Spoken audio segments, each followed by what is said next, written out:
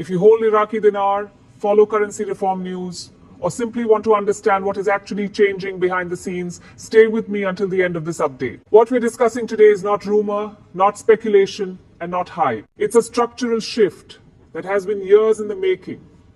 After prolonged delays, fragmented systems, and incomplete rollouts, banking infrastructure tied to the Iraqi dinar is now officially going live.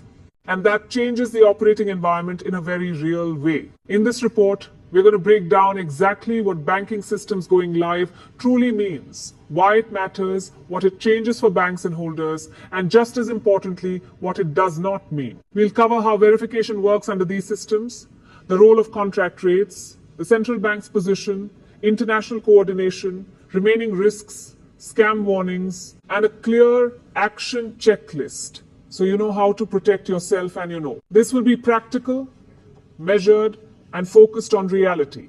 Let's start by defining the foundation, because without clarity here, everything else becomes noise.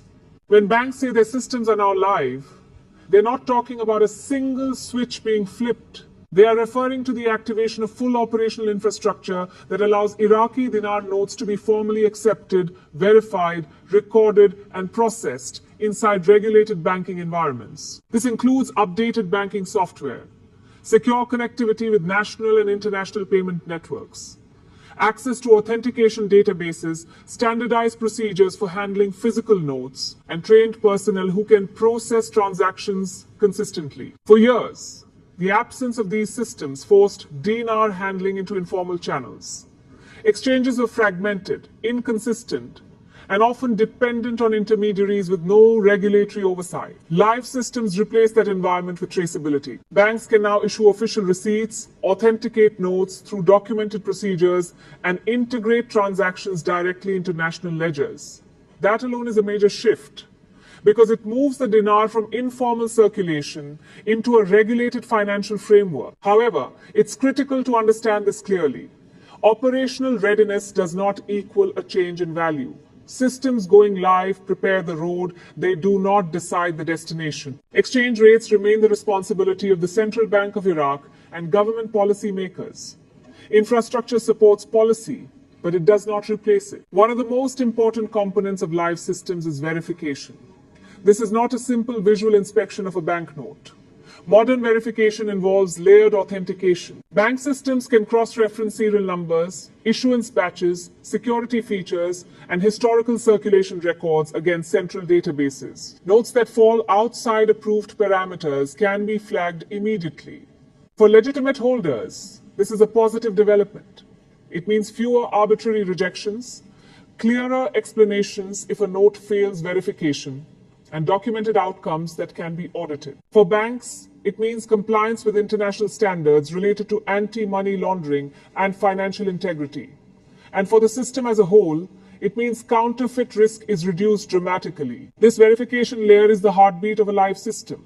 Without it, infrastructure is cosmetic. With it, the currency becomes a manageable, auditable financial instrument, rather than a speculative paper asset circulating in the shadows. Now let's address the question everyone asks the moment they hear this news. Does this mean the Iraqi dinar is being revalued? The honest answer is no, not automatically. Live banking systems do not change exchange rates. They make it possible to process exchanges safely if and when policy decisions are made. Revaluation, redenomination, or changes to the exchange regime require macroeconomic analysis. Policymakers must consider inflation, domestic purchasing power, foreign reserves, fiscal sustainability, and international market conditions. That said, infrastructure readiness removes a major obstacle. In the past, even if a policy shift were theoretically approved, implementation would have been chaotic. Live systems make orderly execution possible. So this development should be viewed as foundational, not final. It's the groundwork required for future policy options, not a guarantee of immediate outcomes. Another term you'll hear discussed alongside live systems is contract rates. Contract rates are structured exchange arrangements used between institutions or for specific transactions. When these rates are integrated into live systems, banks can process exchanges at clearly documented values, issue official receipts, and settle transactions in a standardized way. This is important because it replaces inconsistent pricing and opaque broker quotes with traceable banking procedures. Contract rates support trade, settlement, and institutional transactions. But again, they do not automatically imply a public revaluation. They are a tool for regulated exchange, not a policy announcement. Security becomes especially important during transitions like this. And security has two dimensions. The first is technical security, encrypted systems, controlled access, protected databases, and authenticated staff credentials.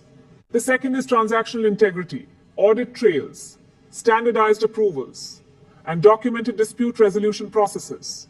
For holders, the takeaway is simple but critical. Once systems are live, the safest way to exchange or verify notes is through official banking channels. Avoid private brokers, avoid informal offers, and never hand over notes without a bank receipt tied to an official process. Traceability protects you. Informality exposes you. Another major benefit of live systems is improved coordination between domestic banks and international correspondent banks. Currency does not operate in isolation. Diaspora communities, foreign businesses, and international investors all rely on cross-border banking relationships. Live systems allow banks to communicate verification outcomes, settlement instructions, and compliance data more efficiently. This does not eliminate all friction. Regulatory checks still apply. But it reduces confusion and delays, and it makes outcomes more consistent across jurisdictions. For holders outside Iraq, this can mean smoother interactions when dealing with recognized banking institutions rather than ad hoc intermediaries. It's also important to manage expectations about timing. Systems going live is not a single moment after which everything resolves instantly. There will be a rollout phase. Banks will synchronize software, train staff, and process early transactions carefully. Initial verification may be slower. Documentation requirements may feel strict. This is normal. Patience during this phase is not passive waiting. It's active preparation.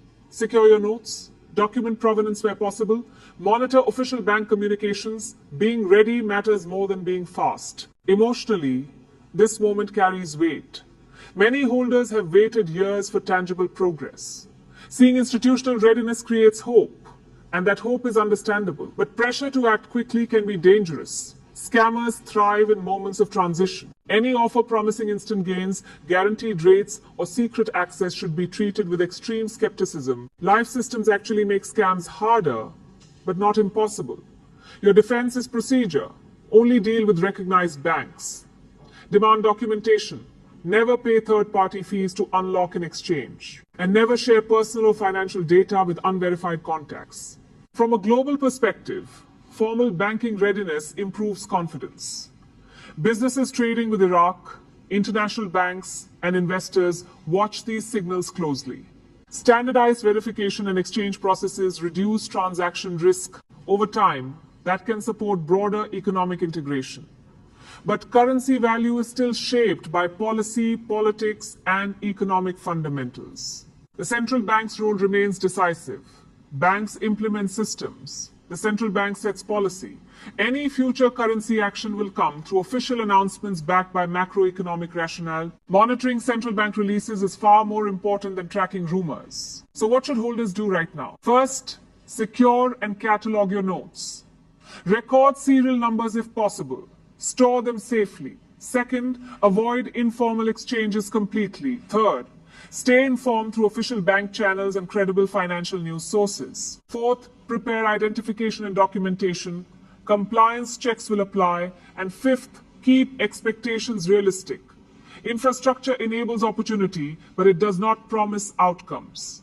Watch for specific signals in the coming weeks and months. Look for official bank procedures, designated branches, documentation requirements, and published timelines. Monitor central bank statements carefully. Pay attention to correspondent bank guidance abroad. These are real indicators of progress.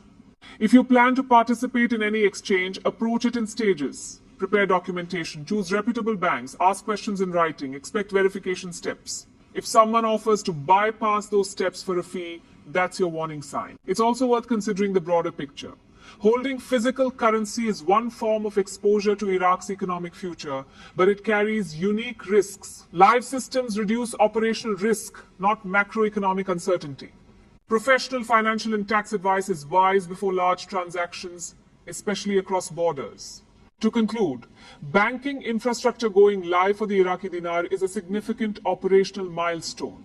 It brings verification, traceability, and formal processing into place. It reduces risk, improves transparency, and prepares the system for orderly policy implementation.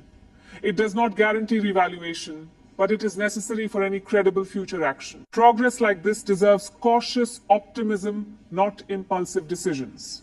Stay informed, stay documented, and stay within official channels. If this breakdown helped you understand what's really happening, take 3 immediate steps today. Secure and document your notes. Subscribe to official bank communications. And avoid any offer that operates outside formal banking systems. This is Dinar Today, where we focus on clarity, not hype. If you want continued updates as this situation develops, subscribe and turn on notifications so you don't miss the next report. Stay informed, stay patient, and stay protected.